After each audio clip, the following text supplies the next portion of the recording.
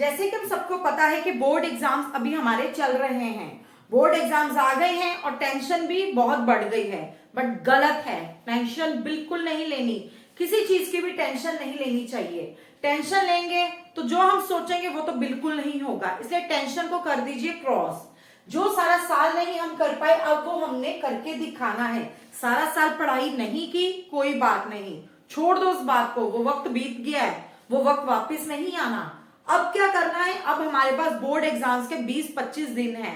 इन 25-30 दिनों में हमने अपना सिलेबस पूरा करना है और पढ़ाई पूरी करनी है। सारा फोकस किस पे रखना है, सिर्फ पढ़ने की ओर फोकस रखना है कि पढ़ना है तो मीन्स पढ़ना है।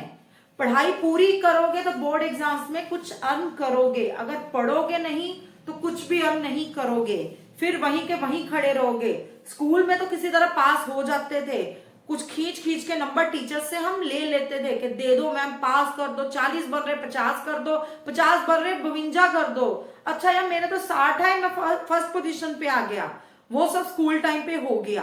बट बोर्ड एग्जाम्स में ऐसे कुछ नहीं होगा कि अगर आपके नंबर 70 है तो 70 के 72 बना लोगे, 75 बना लोगे, बिल्कुल नहीं।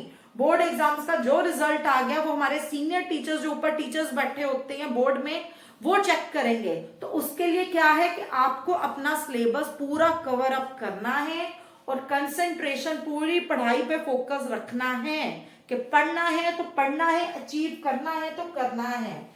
100% पढ़ाई करेंगे इस बार। आगे तो करते थे मेन पॉइंट्स के, क्लास है स्कूल है कर लो मेन पॉइंट्स लर्न, पर अब नहीं, अब बोर्ड में पूरी करनी है। कुछ चीजें हम समझेंगे यार ये इंपॉर्टेंट है, जरूरी नहीं वो इंपॉर्टेंट है, वो अनइम्पॉर्टेंट भी हो सकता है, और जिसे हम अनइम्पॉर्टेंट समझ रहे हैं वो इंपॉर्टेंट भी हो सकता है।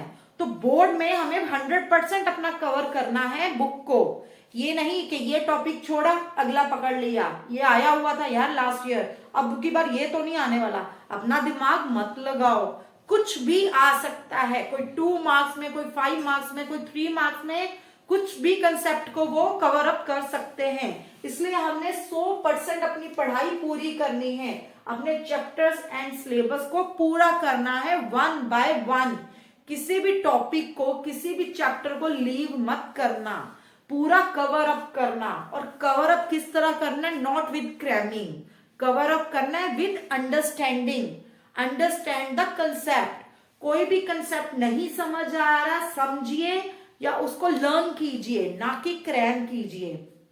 क्योंकि अक्सर क्या होता है, हम क्रैम कर लेते हैं, यार फटाफट करना है, टाइम बहुत कम है, चल रट लेता हूं मुझे याद रहेगा। नहीं यार, कुछ नहीं रहेगा, वो याद रहता है सिर्फ थोड़े टाइम पीरियड के लिए। बट जब एग्जाम में बैठोगे, एग्जाम शीट देखोगे, लिखने बैठोगे, सारा दिमाग से चला जाएगा। जो हमने रटा था वो रटा हुआ मिक्स हो गया, मिक्स हो गया तो कुछ याद नहीं रहेगा, याद रहा भी तो गलत लिख देंगे। इसलिए क्रैमिंग को क्रॉस कीजिए और अंडरस्टैंड कीजिए कंसेप्ट को, और लर्न कीजिए अपना पूरा पूरा सिलेबस। और साथ में अब आपके बोर्ड एग्जाम है तो बोर्ड एग्जाम को सीरियस लीजिए। बोर्ड एग्जाम में अच्छी परफॉर्मेंस करोगे, अच्छा रिजल्ट अर्न करोगे, नेक्स्ट क्लास में भी अच्छी परसेंटेज लोगे तो नेक्स्ट क्लास में अच्छा आपको मिलेगा सब्जेक्ट। आपके टीचर्स भी नेक्स्ट क्लास में पूछेंगे कि लास्ट टाइम आपने क्या अर्न किया, कितनी परसेंटेज आई। अगर अच्छी परसेंटेज लोगे तो अच्छे सब्जेक्ट आपको आगे मिलेंगे, अपॉर्चुनिटी अच्छे सब्जेक्ट्स को लेने की। नहीं तो ये नहीं है कि आप कहो मेरे परसेंटेज तो 50% आए और सपने देखोगे मैं डॉक्टर बनूं, इंजीनियर बनूं। नहीं, अच्छी परसेंटेज करोगे अर्न तो अच्छे आगे आपको सब्जेक्ट्स मिलेंगे और तभी मिल पाएंगे विद परसेंटेज। और टेंशन बिल्कुल मत लो इस टाइम पे, टेंशन बिल्कुल ना लो। टेंशन नहीं लेने का सबसे बेस्ट तरीका है कि ब्लॉक कर दो अपनी जो डिस्ट्रैक्शन वाली चीजें, उन्हें ब्लॉक करो। जैसे हमें कोई बंदा पसंद नहीं होता क्लास में, मुझे ये बंदा नहीं पसंद, इसके साथ मेरी दोस्ती नहीं हो सकती, हम उसको बुलाना छोड़ देते हैं, डिस्ट्रैक्ट कर देते हैं। उसी तरह इस वक्त हमें पता है कि हमारे लिए डिस्ट्रैक्शन क्या है, मोबाइल। हमारा डिस्ट्रैक्शन पार्ट सबसे बड़ा क्या है, मोबाइल। मोबाइल में जो हमारे एप्स हैं, WhatsApp, Facebook app, Instagram app, Twitter app, Telegram app, इन चीजों को क्रॉस कर दो। इस टाइम 25-30 दिनों के लिए अपने ये सारे ऐप्स को ब्लॉक कर दीजिए और फालतू की बातों की ओर ध्यान बिल्कुल मत दीजिए। पूरा फोकस पढ़ाई पे लगा लो। जो सारा साल नहीं अर्न किया अब कर लोगे, ये नहीं होता कि सारा साल मैं नहीं पढ़ा, सारा साल तो मैं 60-70% लेता था, अब कौन सा मेरे 100 आ जाएंगे। आ सकते हैं, अचीव कर सकते हो। बड़ा सोचोगे तो बड़ा पाओगे, छोटा सोचोगे तो छोटा ही रह जाओगे। इसलिए बड़ा सोचो, बड़ी सोच रखोगे तो कंसंट्रेशन करोगे, बड़ी सोच नहीं रखोगे तो फिर लूज ही चलोगे। सोचो यार आ जाएंगे 60-70%, आगे कौन सा बहुत आ गए थे, तो फिर पढ़ने की ओर भी मन नहीं करेगा। अगर सोचो कि 100 लेनी है तो पढ़ने की ओर खुद ब खुद मन करेगा आपका।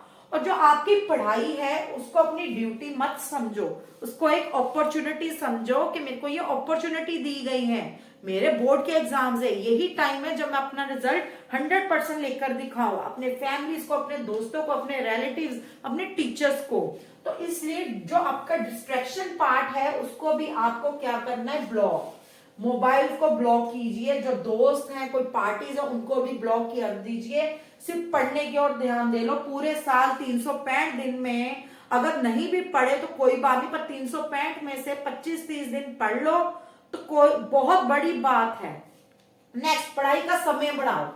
आगे हम क्या करते थे, पेपर होते थे स्कूल के, चलो जी 3-4 घंटे पढ़े, 5 घंटे पढ़ लिए, बहुत पढ़ लिया जी, थक गए हम तो। नहीं, अब थकना नहीं है, अब रुकना नहीं, अब सिर्फ पढ़ना है।